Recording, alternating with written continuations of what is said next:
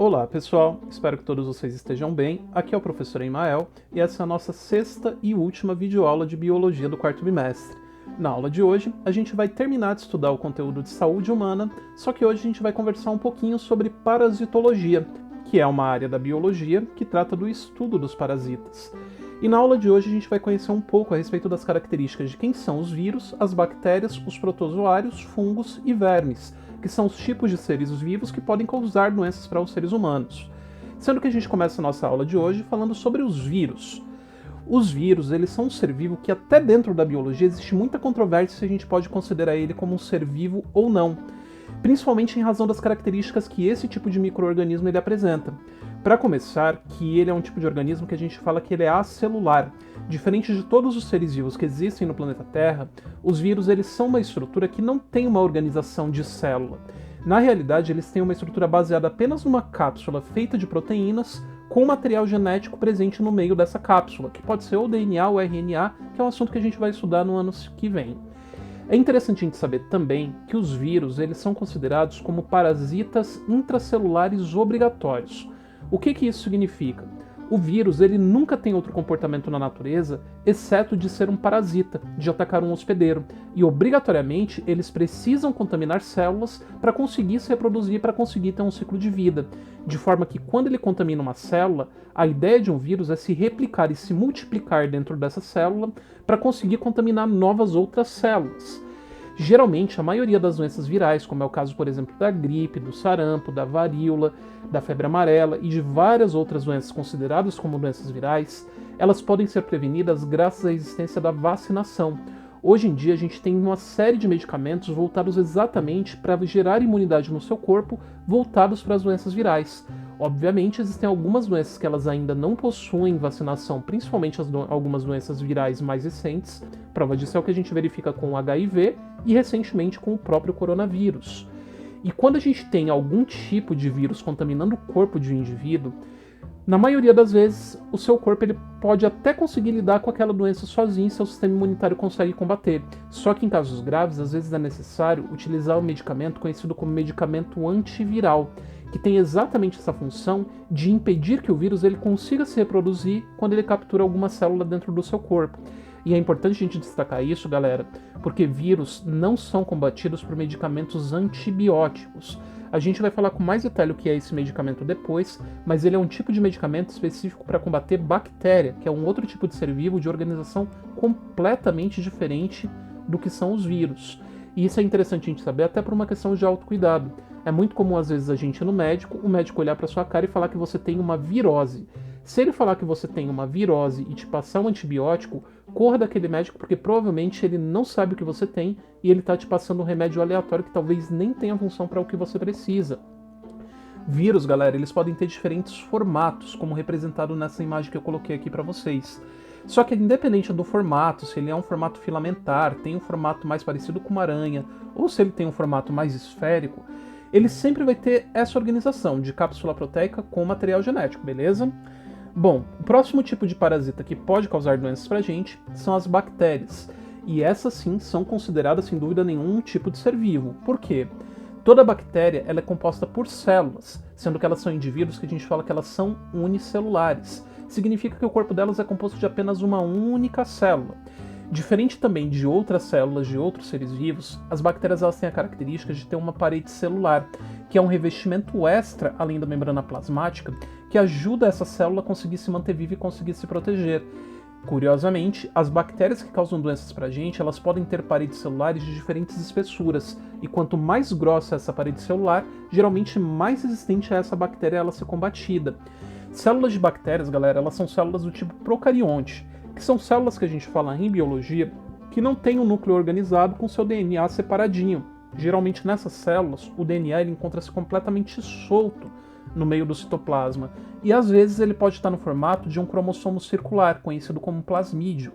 Lembra que eu falei que antibiótico não servia para combate de doenças virais? É exatamente por essa razão. Os antibióticos eles têm a função de trabalhar destruindo células e impedindo que elas funcionem. Como o vírus não tem célula, obviamente ele não vai ser combatido por um antibiótico. Já as bactérias, elas têm exatamente essa organização que o antibiótico combate. sendo que você pode ter antibióticos de diferentes tipos. Existem alguns tipos de antibióticos que a gente chama de bactericidas, que são antibióticos que eles são absorvidos pela célula da bactéria e causam a mortalidade dela dentro da parede celular, assim como existem também os tratamentos de antibióticos de ação bacteriostática, que são antibióticos que vão intoxicar a bactéria, só que vão impedir que ela consiga se reproduzir. Se ela não consegue se reproduzir, existe tempo para que o seu próprio sistema imunitário consiga combater e destruir aquele parasita. Bactérias, galera, elas também podem ter diferentes formatos, sendo que existem 4 tipos principais que a gente considera. As bactérias do tipo Coccus, que são essas de formato mais esférico, parecendo uma bolinha. Existem também as bactérias do tipo Bacilo, que tem um formato de bastonete. Às vezes eles podem ter algumas cerdas aqui na membrana, na parede celular, ou às vezes ela pode ser completamente lisa. Assim como a gente tem também os espirilos ou espiroquetas, que são bactérias que têm célula no formato geralmente meio que em zigue-zague e irregular. E por último a gente tem os vibriões, que são células que elas geralmente são bactérias com formato também parecido com o do bacilo, só que com a presença de uma cauda que ela pode utilizar para conseguir se locomover. Professor, que doenças existem que podem ser causadas por bactérias? Bom, galera, a gente tem vários exemplos. A gente tem a tuberculose, a gente pode falar da gonorreia, da sífilis, pode falar até da própria cárie dentária que a gente tem. Todas essas são doenças que são causadas por bactérias. E a gente tem também os protozoários. Protozoários, eles são um outro terceiro tipo de parasitas que podem atacar o corpo do ser humano e que também podem causar algumas doenças pra gente.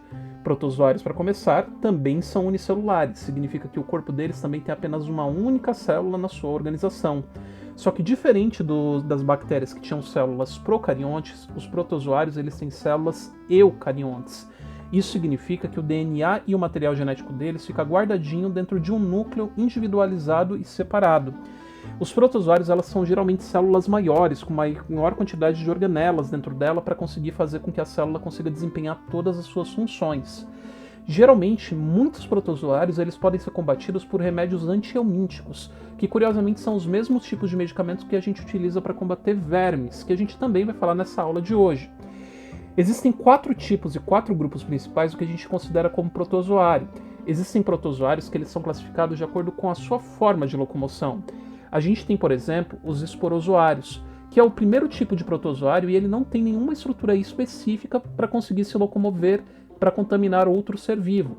Geralmente eles acabam sendo veiculados por algum outro tipo de organismo ou algum outro tipo de vetor. Geralmente, às vezes, até mosquito que faz a transmissão desse tipo de parasita. Exemplo de doença de esporozoário que eu posso falar para vocês é o que acontece, por exemplo, no caso da malária, que é uma doença que ela passa para a gente esse parasita através da picada de mosquito.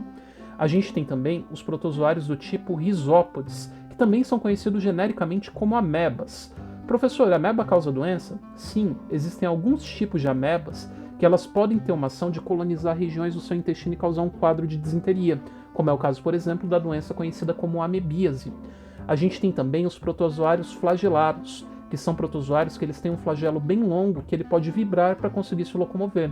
E aí também não faltam exemplos de doenças que são causadas pelos flagelados, como é o caso da giardíase, que é o parasita que está representado nessa foto aqui, que é um tipo de parasita que também ataca o intestino e também causa quadros de diarreias.